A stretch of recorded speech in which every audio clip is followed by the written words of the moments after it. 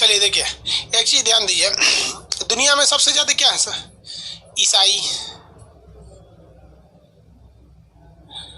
मुस्लिम,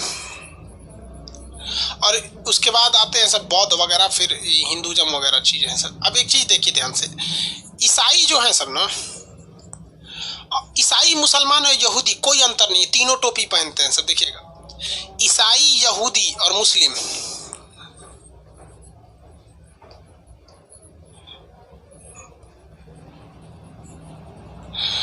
ईसाई, यहूदी और मुस्लिम तीनों टोपी पहनते हैं सब, तीनों अपनी लाश को दफनाते हैं सब, तीनों गॉड से दुआ मांगते हैं सब, तीनों कुछ मतलब तीनों का कपड़ा देखेंगे ना तो लगभग एक जैसा रहेगा, सब कुर्ते पजामा टाइप का पहनता है सब। फादर को भी देखिएगा ना, फादर को, और जो अरब में रहता है थोड़ा का ही डिफरेंस रहेगा, डिजाइनिंग का डिफरेंस रहेगा, बट ओवरऑल कंसेप्ट वही है कि भैया पूरा शरीर ढकना है। जैसे बौद्ध धर्म में शरीर खुला रहता है, हिंदू धर्म में भी देखिएगा पंडित जी लोग को, चाहे राम जी को देखिए या लक्ष्मण जी को देखते हैं ना, शरीर खुला रहता था पूरा, और हिष्ट पुष्ट शरीर रहता था, धनुष लेके एकदम। तो आप इन तीनों को देखेंगे तो एक चीज है, इन तीनों में थोड़ा सा का अंतर है, समझा देते हैं। देखिए ध्यान से समझिएगा इन तीनों में क्या है। इन तीनों में ये कहा गया है, ये तीनों यही मानते हैं कि गॉड ने सबसे पहले बनाया आदम को, और इनके लिए इन बनाया एक हव्वा को। इनकी पत्नी थी आदम और हव्वा, एडम एंड ईव, और इनको बनाने के बाद इनको स्वर्ग में रख दिया और कहा कि देखो तुम लोग स्वर्ग में रख देते हैं, लेकिन कहा कि तुम अनाज मत खाना, क्योंकि अगर तुम अनाज खाओगी ना तो तुम मतलब लेट्रिन होने लगता है, और लेट्रिन होने से क्या होता है कि भाई स्वर्ग गंदा हो जाएगा। तुम फल फ्रूट खा लेना, जितना अनाज मत खाना, ठीक है। लेकिन ये लोग माने नहीं, ये हव्वा जो थी ना, ये शैतान के बहकावे में चली आई और अनाज खा ली, और न तो एकरो खिया दी आदम को। तो भगवान लात मार के भगा दिए इनको, भाग यहाँ से, भगा दिए नीचे। थी श्रीलंका में गिरे थे सब दोनों, श्रीलंका में।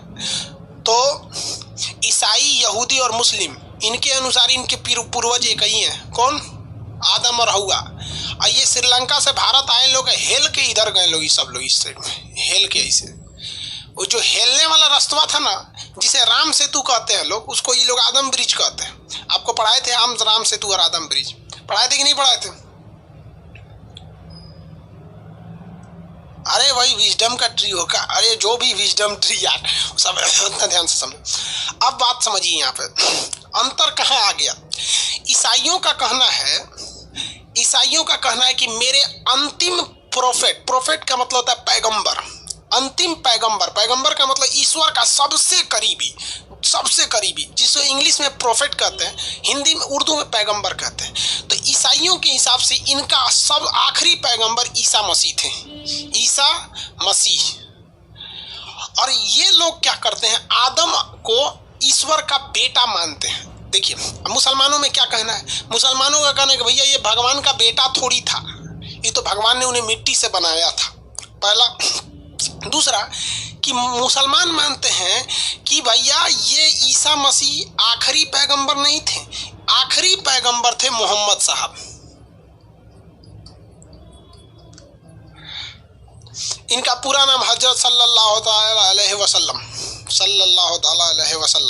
मोहम्मद सल्लल्लाहु अलैहि वसल्लम, पूरा बड़ा नाम है वो आप लोग को बाउंस कर जाएगा, ठीक है। तो बस मोहम्मद साहब याद रखिए। तो इस्लाम वाले में ये हटा देते हैं, ये तो नॉर्मल चीज़ है, इनके हिसाब से ओरिजिन समझ गए। इन सब लोग एक गॉड को मानते हैं, उनको अल्लाह कहते हैं, कोई ईसा मसीह कहते हैं, कुछ गॉड मानते हैं।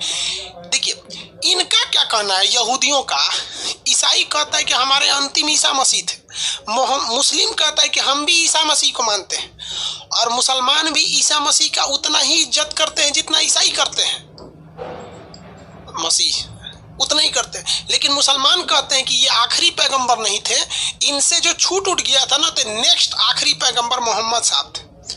समझ के दोनों में अंतर समझ में आ रहा है कि नहीं आ रहा? अब देखो भैया, यहूदी कहते हैं ऐसा कि अभी आखिरी पैगंबर आए ही नहीं है, अभी वेटिंग चल रहा है, जब दुनिया में बहुत अत्याचार हो जाएगा तो आखिरी पैगंबर आएंगे।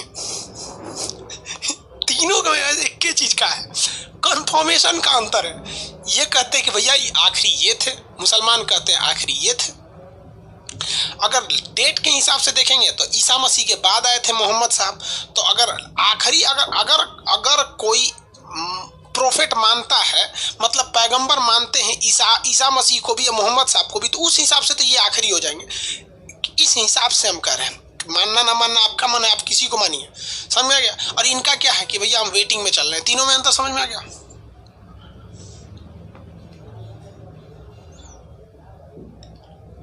अरे बकलोल कहीं का, मोहम्मद जाफाद यहूदी लोल है, ये गलत चीज है। आपकी यही जुबान आज पूरी दुनिया में मुसलमानों को गाली सुनाती है। आप बोलते हैं यहूदी लोल है ना, यहूदियों के ही खोजा हुआ एक सॉफ्टवेयर है इंटेल। आज दुनिया के हर एक कंप्यूटर में लगा है, चाहे वो हमारा ये लैपटॉप हो, चाहे मेरा कंप्यूटर हो, चाहे आपके मोबाइल में हो, चाहे कहीं पे भी, ये यहूदियों ने ही खोजा था। इसी के बदौलत आज क्या चल रहा है, ऑनलाइन चल रहा है क्लास, और आप बोल रहे हैं यहूदी लोल होते हैं सब। समझ में आ गया कि नहीं आ गया? मतलब दुनिया में सबसे ज्यादा आप होशियार हैं। मुसलमान कहते हैं ना कयामत आएगा। अरे कोरोना की वैक्सीन नहीं आएगी तो ऐसे कयामत खत्म हो जाएगा। और कोरोना की वैक्सीन कौन लाएगा कौन नहीं ये नहीं पता है, लेकिन किसी मुस्लिम कंट्री से नहीं आने वाला, इस बात की गारंटी। भले फ्लाइजर का होगा या कहाँ का होगा, इस बात की गारंटी नहीं आने वाला वहां से वैक्सीन। ये गलत भाषा का प्रयोग नहीं कीजिएगा। समझ में आ गया?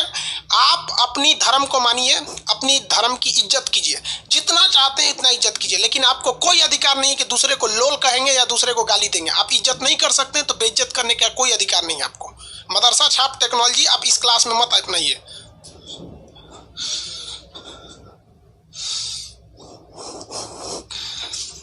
ठीक है? यहूदी हमारे रिश्तेदार नहीं है और ना ही हमने कभी जिंदगी में किसी यहूदी से मिला है। ठीक है?